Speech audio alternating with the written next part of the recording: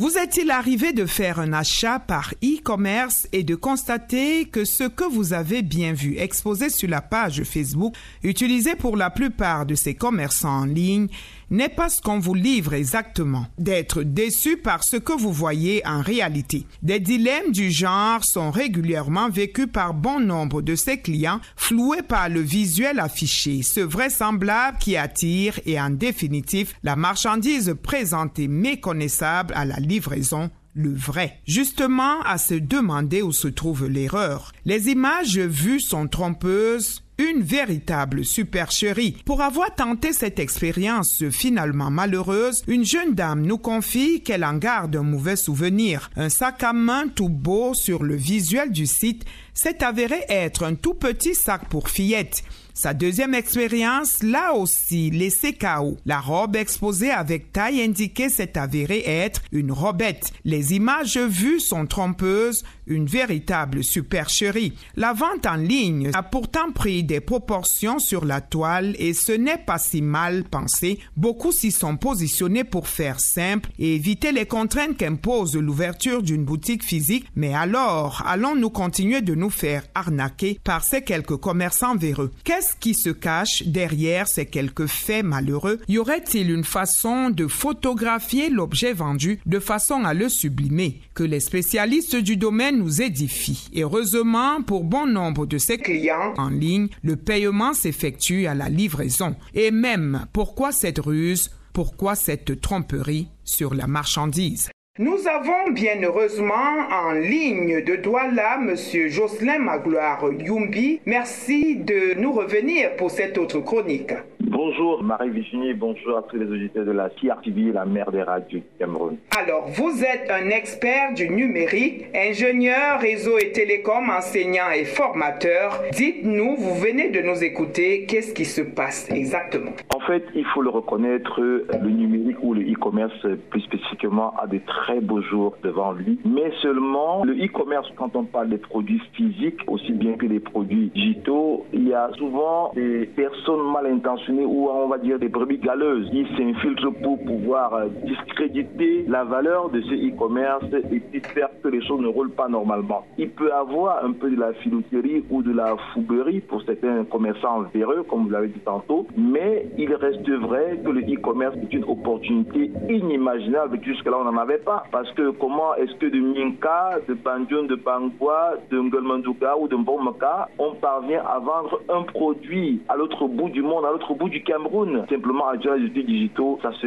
fait et puis ça marche. C'est pas parce qu'on a quelques brebis galeuses qu'on va dire qu'on n'est pas encore mûr en Afrique et au Cameroun pour le e-commerce. Du tout. Nous l'avons d'ailleurs dit, le e-commerce a pris des proportions que nous apprécions. Voilà. Et il faut dire, dans le cadre des activités du cybervillage que nous menons depuis presque 2 décennies au Cameroun, on forme des personnes à fermer leur boutique physique et puis à se lancer dans le e-commerce. Et ces personnes, au bout de 2 mois, 3 mois, 4 mois, 6 mois, trouvent leur compte et puis comprennent qu'on peut, avec le digital, avoir carrément une boutique en ligne et trouver son compte avec le e-commerce. Voilà, nous vous interpellons justement parce que vous en êtes l'un des formateurs. Qu'est-ce qui se passe avec la qualité des produits et parfois même la quantité? Nous avons cité juste quelques faits. Oui, le cas du sac à main et puis de la robe. Oui, mais il y a bien plus que ça. Oui, il faut aussi reconnaître que certains commerçants n'ont pas eu de formation et puis s'ils lancent par mimétisme, ils se contentent de faire des petites pages Facebook, des statuts WhatsApp pour promouvoir leurs produits sans pour autant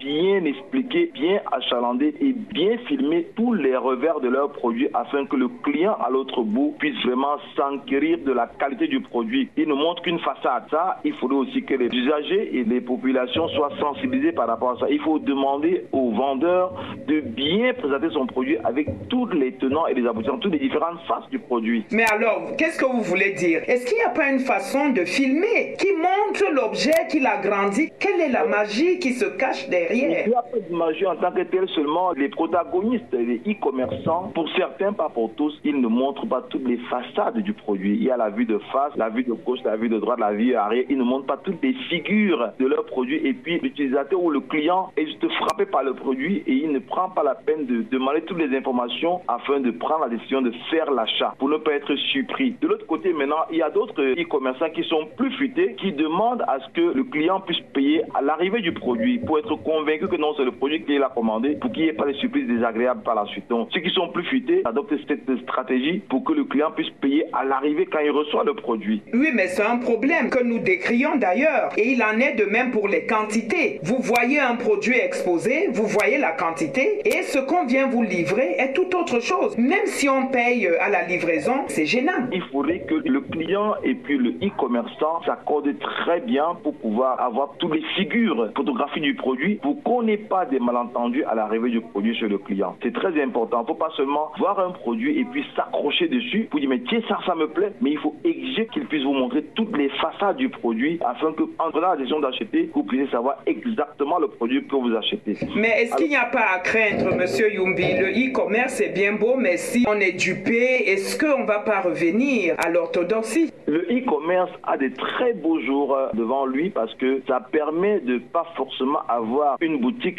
physique, mais de tout avoir en ligne avec la visibilité que offrent les médias sur les réseaux sociaux et les pages des blogueurs et des chaînes YouTube. C'est inimaginable. Hein. Mais pour autant, on ne va pas dire qu'on n'embrasse pas le e-commerce. Il y a quelques brebis galeuses dans tous les domaines d'activité de l'économie mondiale, de l'économie solidaire et de l'économie nationale. Même dans les boutiques, il y a des gens qui usent de la fourberie, de la filouterie pour fuir les impôts. Mais il faut dire de prime abord, au départ, il faudrait que le client et le e-commerçant puissent bien s'accorder sur la qualité du produit que le client achète avant de pouvoir expédier ou alors de venir livrer le produit. Oui, il n'y a pas longtemps, je vous avais comme invité pour une autre chronique sur les réseaux sociaux, les fake news, le montage et la manipulation. Tout à fait. C'est un exemple. Tout à fait. Le numérique a beaucoup de bonnes valeurs, mais il faut en toute chose une éthique. Et je pense que c'est le but à la fois de l'antique qui doit réguler ça et de l'ART, Agence de régulation des télécommunications. Ils sont comme des gendarmes pour pouvoir conduire l'éthique qui va amener à s'approprier le numérique dans tous les domaines, dans toutes les sphères de l'économie ou de l'activité économique nationale. Vous qui êtes formateur, vous êtes enseignant, est-ce que vous avez eu ce type de retour par rapport à ceux que vous formez? Des gens qui s'en servent négativement? Il est arrivé qu'on ait des hackers ou des pirates qui copient un produit alors qu'ils n'ont pas le produit et puis vous envoient un produit contrefait. On a justement eu des cas, c'est pourquoi dans les grosses plateformes de vente internationales, il y a ce qu'on appelle des vendeurs certifiés, des vendeurs sérieux qui ont des usines derrière. Ils sont homologués, comme on dirait chez nous, ici avec les organes d'homologation comme l'ANOR et tous les autres organes qui certifient de la qualité du produit qui est vendu. Donc c'est la même chose dans le numérique. Il faudrait vraiment encadrer l'inclusion numérique dans nos collectivités, dans nos quartiers, dans nos villages. Vous faites bien de l'évoquer. Est-ce qu'on n'a pas commencé par la fin? Oui, on a peut-être mis la charrue avant les bœufs. Le numérique a connu de grands bonds en Afrique, ce qu'on appelle le lead trading. On n'a pas, par exemple, connu la révolution du réseau filaire, mais il y a eu un grand boom avec l'arrivée des téléphones Android et puis de la 2G, de la 3G. On a sauté les étapes. Mais maintenant, il faudrait recadrer, sensibiliser. On a les organes de sensibilisation dans le pays qui appuient le ministère de tutelle, qui doivent sensibiliser les populations, surtout la jeunesse, informer, pourquoi pas former. C'est aussi le rôle que vous avez à la CRTV.